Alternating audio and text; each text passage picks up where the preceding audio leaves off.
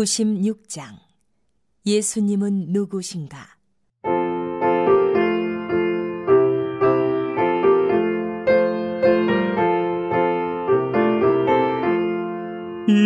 예수님은 누구신가? 우는 자의 위로와 없는 자의 풍성이며 천한 자의 높음과 잡힌 자의 노임되고 우리 기쁨 되시네. 예수님은 누구신가? 약한 자의 강함과 눈먼 자의 빛이시며 병든 자의 고침과 죽은 자의 부활되고 우리 생명 되시네.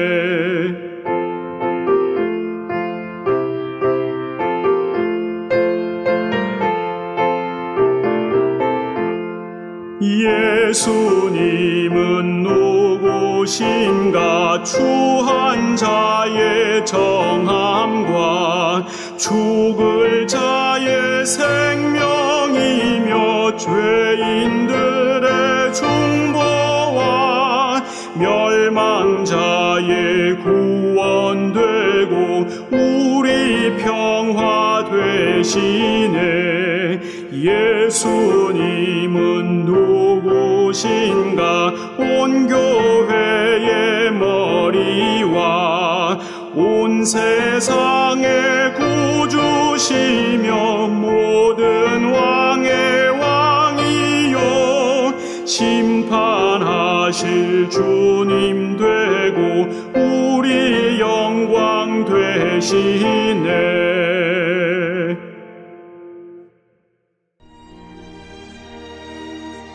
대제사장마다 사람 가운데서 택한 자이므로 하나님께 속한 일에 사람을 위하여 예물과 속죄하는 제사를 드리게 하나니 그가 무식하고 미혹된 자를 능히 용납할 수 있는 것은 자기도 연약에 휩싸여 있음이라. 그러므로 백성을 위하여 속죄제를 드림과 같이 또한 자신을 위하여도 드리는 것이 마땅하니라. 이 존귀는 아무도 스스로 취하지 못하고 오직 아론과 같이 하나님의 부르심을 받은 자라야 할 것이니라. 또한 이와 같이 그리스도께서 대제사장 되심도 스스로 영광을 취하심이 아니요 오직 말씀하신 이가 그에게 이르시되 너는 내 아들이니 내가 오늘 너를 낳았다. 또한 이와 같이 다른 데서 말씀하시되 내가 영원히 멜기세덱의 반차를 따르는 제사장이라. 그는 육체에 계실 때 자기를 죽음에서 능히 구원하실 이에게 심한 통곡과 눈물로 간구와 소원을 올렸고 그의 경건하심으로 말미암아 들으심을 얻었느니라. 그가 아들이시면서도 받으신 고난으로 순종함을 배워서 온전하게 되셨은즉 자기에게 순종하는 모든 자에게 영원한 구원의 근원이 되시고 하나님께 멜기세덱의 반차를 따른 대제사장이라 칭하심을 받으셨느니라. 멜기세덱에 관하여는 우리가 할 말이 많으나 너희가 듣는 것이 둔함으로 설명하기 어려우니라. 때가 오래되었으므로 너희가 마땅히 선생이 되었을 터인데 너희가 다시 하나님의 말씀의 초보에 대하여 누구에게서 가르침을 받아야 할 처지이니 단단한 음식은 못 먹고 젖이나 먹어야 할 자가 되었도다. 이는 젖을 먹는 자마다 어린아이니 의의 말씀을 경험하지 못한 자요 단단한 음식은 장성한 자의 것이니 그들은 지각을 사용함으로 연단을 받아 선악을 분별하는 자들이니라.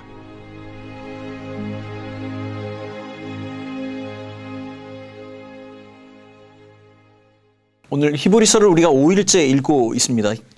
히브리서 전체의 핵심적인 주제는 예수 그리스도의 탁월성을 나타내는 것입니다. 그 방식은 사람들이 쉽게 인정할 만한 그런 대상들과 비교하여 예수 그리스도가 더 좋고 더 뛰어나며 더 위대하고 더 확실하심을 드러내고자 하는 것이죠. 따라서 본문을 읽을 때 예수 그리스도와 비교하고 있는 그 대상이 무엇이며 예수 그리스도가 어떤 면에서 그것들보다 더 탁월한지 살펴보면 오늘 본문의 이야기를 잘 이해할 수 있게 되는 것입니다. 자, 4장 14절에서 16절까지에서는 큰 대제사장이 되신 예수 그리스도에 대해서 기록을 하고 있습니다. 여러분, 큰 대제사장이라는 이 말 자체가 뭔가 표현이 좀 다르지 않습니까? 제사장보다 더 큰 자가 대제사장인데 그 대제사장보다 예수는 더 크다고 표현을 하고 있는 것입니다. 자, 그러면 먼저 일반적으로 대제사장에 관해서 어떻게 설명을 하고 있는지 살펴볼 필요가 있겠지요. 자, 대제사장에 관해서는 성경에 많이 이야기가 언급이 되어지고 있습니다. 그러나 오늘 본문 1절에서 4절까지의 내용을 살펴보면 아주 일반적인 대제사장에 대해서 그 대제사장의 특징에 대해서 설명을 해주고 있습니다. 우리는 여기에서 두 가지 특징을 찾아낼 수 있습니다. 먼저 1절 말씀입니다. 대제사장마다 사람 가운데서 택한 자이므로 하나님께 속한 일에 사람을 위하여 예물과 속죄하는 제사를 드리게 하나니. 먼저 대제사장은 사람 가운데 택함을 받은 자라고 말하고 있습니다. 이 말씀은 아주 지극히 당연한 것이죠. 그런데 이 지극히 당연한 것에 이유가 있고 유익이 있습니다. 대제사장의 직무는 하나님 앞에서 사람들을 중재하는 중보자의 역할을 담당합니다. 그가 하는 사역의 특성상 사람의 무지와 미혹을 용납할 수 있는 자이어야 하는 것입니다. 대제사장은 무지와 실수로 죄를 범하는 자들에게는 동정을 베풀고 용납하고 의도적으로 범죄한 자들을 이스라엘 회중에서 제외를 시키고 징벌하였습니다. 그러므로 대제사장은 다른 사람의 잘못에 대해서 동정할 수 있어야 하는 것이고 또한 자신이 다른 사람들과 마찬가지로 동일한 연약 가운데 있어서 그 사람을 이해할 수 있게 되는 것입니다.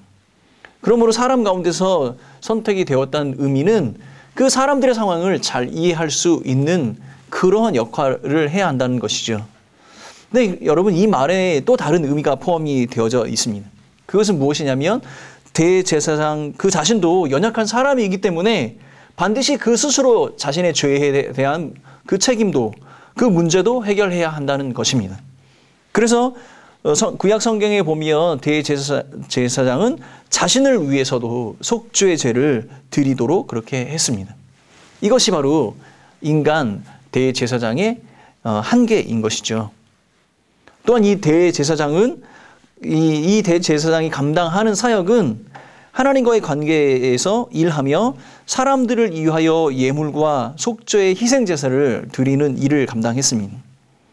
그런데 이 일을 스스로 취한 것이 아니고 하나님께서부터 받은 그 위임받은 것이며 그것을 부르심이라고 이야기를 하고 있습니다.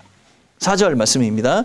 이 존귀는 아무도 스스로 취하지 못하고 오직 아론과 같이 하나님의 부르심을 받은 자라야 할 것이니라. 여러분, 정리해 보면 대제사장들은 그들 스스로 연약한 사람이며 이 사람 가운데 택함을 받아서 하나님께서 허락해 주신 중보하는 사역을 부르심 가운데 받았다, 이렇게 말하고 있는 겁니다. 자, 이어서 5절에서 10절까지는 그러면 이 예수 그리스도가 더 큰 제사장이 되심에 대한 그 설명과 그 비교에 관한 이야기를 기록하고 있습니다. 예수 그리스도께서도 다른 제사장들과 동일하게 사람의 몸으로 그 대제사장의 직분을 감당하셨습니다. 그러나 하나님의 아들이신 하나님이신 그가 육신으로 이 세상에 계시고 고난을 받았다는 그 이유는 순종을 통해 온전하게 하심으로 영원한 구원의 근원이 되시기 위해서다라고 기록하고 있습니다. 앞선 4장 15절의 말씀을 우리가 보면 이러한 사실을 아주 분명하게 더 잘 설명해 주고 있습니다. 4장 15절 말씀입니다. 우리에게 있는 대제사장은 우리의 연약함을 동정하지 못하실 이가 아니요 모든 일을 우리와 똑같이 시험을 받으신 이로되 죄는 없으시니라.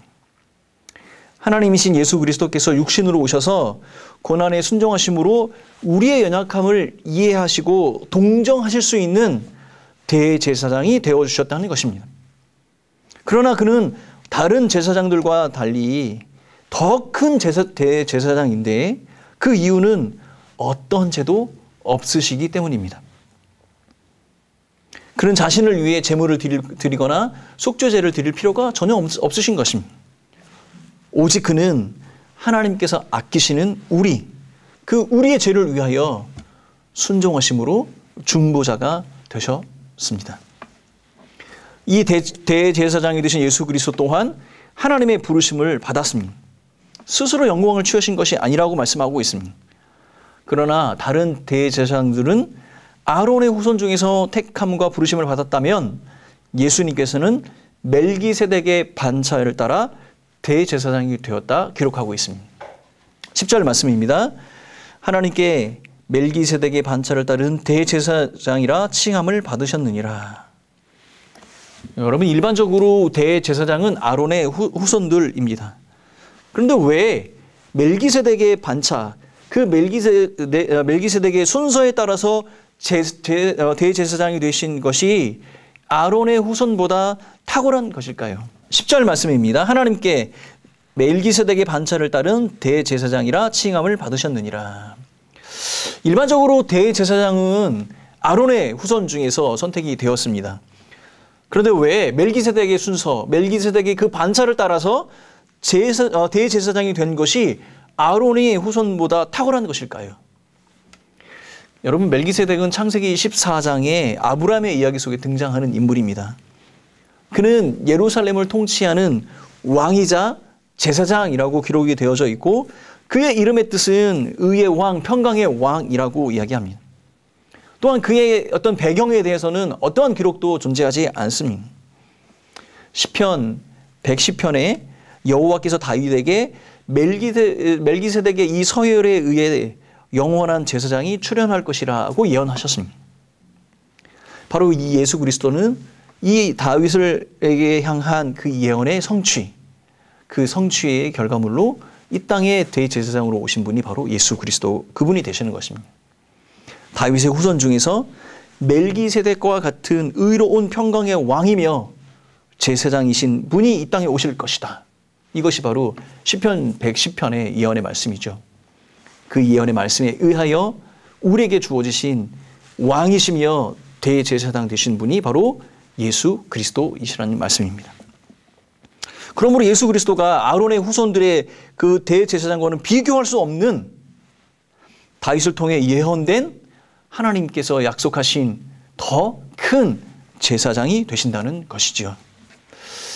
우리가 히브리서의 어떤 배경을 쭉 이야기하면서 히브리서는 고난과 환난 가운데 있었던 유대인 그리스도인들에게 주어지는 서신이라고 이야기했습니다.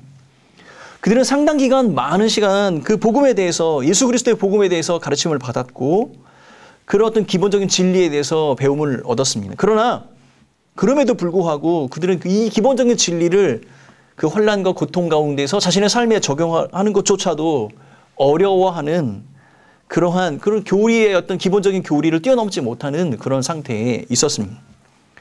아마도 표면적으로는 그들에게 닥친 고난과 환난이 그 이유가 될 수도 있겠지만 정확히 말하면 아마도 그들은 그들의 삶에서 익숙한 어떤 가치, 그들의 어떤 습관, 그들의 생활에서 벗어나지 못하고 유대교와 관계를 단절하거나 어떤 그 문화에 동조하려는 그 마음에서 떠나지 못하는 그러한 상태에 빠져 있는 것 같습니다.